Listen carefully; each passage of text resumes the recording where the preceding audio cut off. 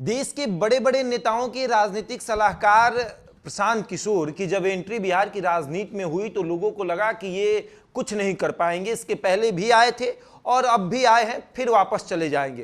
लेकिन प्रशांत किशोर इस बार ये मन बनाकर आए थे कि तमाम पार्टियों के पसीने छुड़ा देने हैं। तमाम पार्टियां ये सोच में पड़ जाएगी कि आखिर हमने पंगा किससे ले लिया।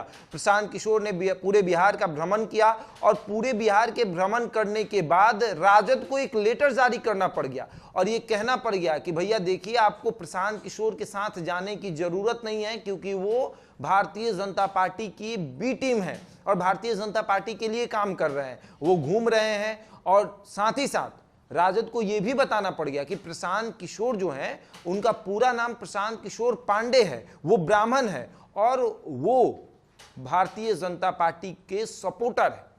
राजद को अपने नेताओं को बोलना पड़ गया। उसके बाद ये भी लेटर जारी करना पड़ गया कि जो नेता प्रशांत किशोर के साथ गए हैं वो पार्टी की गलत नीतियों के विरुद्ध में गए हैं, इसलिए पार्टी उनको बर्खास्त करती है। लेकिन सवाल ये कि प्रशांत किशोर से तेजस्वी को ही क्यों डर लग रहा है? जेडीयू क्यों नहीं डर रही है? भाजपा क्यों नहीं डर रही है? कांग्रेस क्यों नहीं डर रही है? चिराग पासवान क्यों नहीं डर रहे हैं? जीतन राम मांझी क्यों नहीं डर रहे हैं? उपेंद्र कुशवाहा क्यों नहीं डर रहे हैं? सिर्फ तेजस्वी यादव की पार्टी राजद ही क्यों डर रही है और राजद को ही लेटर क्यों जारी करना पड़ गया? इसके पीछे कई बड़ी वजह है, उस पर चर्चा करेंगे। पहला कि प्रशांत किशोर बिहार के उन नेताओं को अपने साथ रख रहे हैं जो नेताओं को ये लगता है, जिन नेताओं को कि वो ठगे हुए हैं, पार्टी उनको ठग ली है। वो 30-35 साल से अब पार्टी को अपना समय दे रहे हैं और बदले में उन्हें कुछ नहीं मिल रहा है, सिर्फ झंडा ढो रहे हैं। उनको कुछ मिल ही नहीं रहा पार्टी की तरफ से। जब भी टिकट देने की बारी आती है तो जो बाहुबली होते हैं, जो धनबली होते हैं, उन्हें टिकट दे दिया जाता है, या फिर जो परिवारवाद से बाहर निकलते हैं उन्हें टिकट दे दिया जाता है। तो वैसे नेताओं की लिस्ट प्रशांत किशोर ने तैयार की और वैसे नेताओं को अपने साथ रखा। अब इसमें सबसे अधिक वैसे नेता राजद से ही हैं जो अपने आप को ठगे हुए महसूस करते हैं, तो उनको अपने साथ रखा। अब राजद यहां कमजोर हुई। उसके बाद प्रशांत किशोर का दूसरा टारगेट ये था कि बिहार में सबसे अधिक जिसकी संख्या है, जिसका कोई नेता ही नहीं है, उसको अपने साथ रखो, यानी मुसलमानों को अपने साथ रखो। और बिहार में मुसलमानों का बड़ा नेता कोई नहीं है, ना उनकी कोई बड़ी पार्टी है, ना कोई ये कहे कि हम सिर्फ मुसलमानों के हित के बारे में सोचते हैं और मुसलमान हमारे साथ आ जाए, ऐसे भी नेता नहीं है और ऐसी पार्टी भी नहीं है। एक पार्टी है राजद और एक जेडीयू नीतीश कुमार की वजह से मुसलमान जो हैं वो जेडीयू को वोट करते हैं। लालू यादव की विचारधारा की वजह से मुसलमान जो हैं वो राजद को वोट करते हैं। लेकिन जब से तेजस्वी यादव ने राजद को संभाला है, तब से मुसलमान नाराज हो गए हैं, क्योंकि मुसलमानों को ये लगता है कि सिर्फ वोट हमसे लिया जाता है,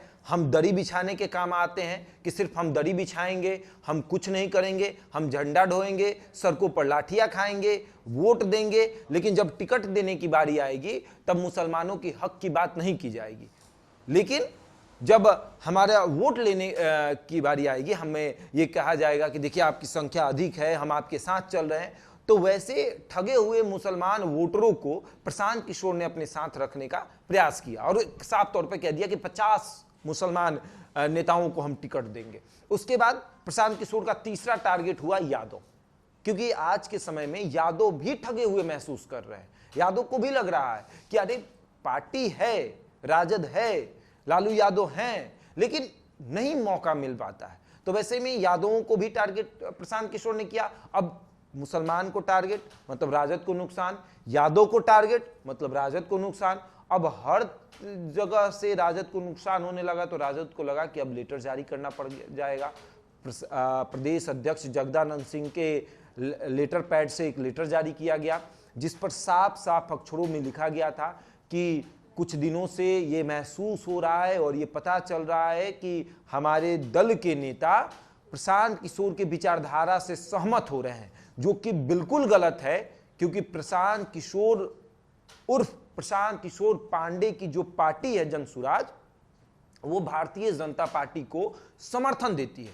अब सवाल यहां ये उठता है कि राजद को ये क्यों बताना पड़ गया कि प्रशांत किशोर का पूरा नाम प्रशांत किशोर पांडे है। ये इसलिए भी क्योंकि मुसलमान और यादव जो हैं वो ब्राह्मण को देखे और उनसे दूर भागे। वो समझे कि नहीं, ब्राह्मण, क्योंकि राजद के अनुसार ब्राह्मणों ने यादवों और मुसलमानों को हमेशा से दबा के रखा है, और इसीलिए उन्होंने जानबूझ को ये कोट किया कि प्रशांत किशोर पांडे हैं, ब्राह्मण हैं, और वो भारतीय जनता पार्टी की बी टीम है। क्योंकि कहा जाता है ना कि स्वर्णों का वोट अगर कहीं जाता है तो भारतीय जनता पार्टी को जाता है। हालांकि भारतीय जनता पार्टी है, लेकिन तेजस्वी यादव ने अभी हाल में ही कहा था कि ये माई और बाप की पार्टी है, मतलब अगड़ा पिछड़ा सबकी पार्टी है, ए टू जेड की पार्टी है। तो इस ए टू जेड में क्या ब्राह्मण नहीं आता है? क्या इस ए टू जेड में राजपूत नहीं आता है? इस ए टू जेड में भूमिहार नहीं आता है? सवाल तो ये भी उठता है। लेकिन तेजस्वी यादव के पार्टी की तरफ से जानबूझकर ये कोट किया गया कि वो ब्राह्मण है और उनके दल में आप मत जाइए।